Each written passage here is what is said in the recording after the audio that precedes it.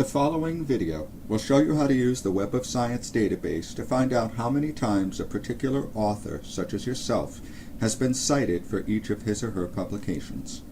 This information can be used to trace who is using your work and also to track your productivity for the purposes of tenure and promotion.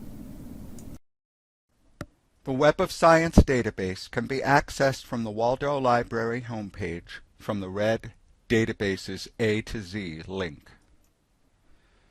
Go to the letter W and select the Web of Science database from the alphabetical list. If you are using this database from off-campus, you will be prompted for your BroncoNet ID and password. Once you enter the database, go to the blue drop-down button next to the words Basic Search and select the Author Search option.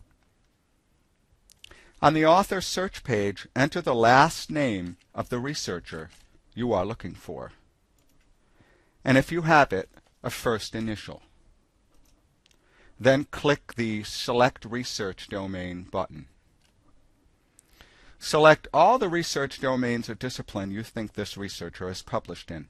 You can either select a broad category, or by clicking on the plus sign next to the broad category, select individual subcategories or subdisciplines. Once you've selected the disciplines you are interested in, you can click on the Select Organization button to continue further specifying your search, or you can run this search by clicking Finish Search. If you selected the Select Organization button, you will be prompted to select the various research institutions that this person has done research and published at. Do your best. You may not know all the different institutions this person may be affiliated with.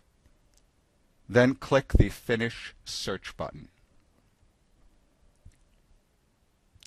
At this point, you will be presented with a list of articles associated with this author. Next to each article citation will be displayed the number of times that article has been cited by other researchers. You can click each of these numbers to see the actual citing articles. So for example, these three articles have cited this article, Detection of Quiet Vehicles by Blind Pedestrians. Now I'm going to go back to the result list.